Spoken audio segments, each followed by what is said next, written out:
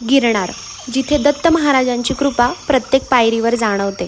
साधारण 3000 पायऱ्यांनंतर आपल्याला जैन मंदिर लागतं। इथे थंडगार पाण्याची मोफत सोय आहे, जी या प्रवासामध्ये खूप मोठा आधार देते।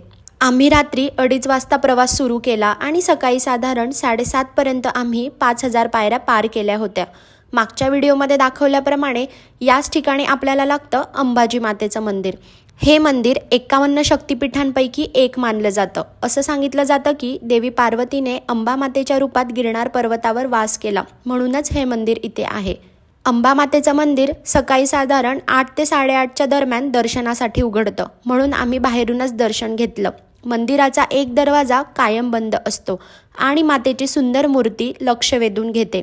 इथे आल्यानंतर मनात नकळत मातेच्या शक्तीची प्रचिती येते। असं वाटतं की अर्धा प्रवास मातेने सोपा केला आहे। याच ठिकाणी रोपवे सुद्धा येऊन थांबतो। ज्यांना पूर्ण 10,000 पायऱ्या चढणं शक्य नाही ते इथपर्यंत नक्कीच रोपवेने येऊ शकतात। एका बाजूने साधारण 400 रुपये आणि जाऊन येऊन 700 रुपये चार्जेस आहेत। रोपवे सकाळी 7 ते संध्याकाळी 5 वाजेपर्यंत सुरू असतात, पण इथून पुढचा 5000 पायऱ्यांचा प्रवास प्रत्येकाला चढून आणि उतरूनच करावा लागतो। ज्यांना तेही शक्य नाही त्यांच्यासाठी डोलीची सुद्धा सोय आहे आणि डोलीचे साधारण वजनानुसार 6000 ते 13 ते 14,000 पर्यंत चार्जेस घेतले जातात।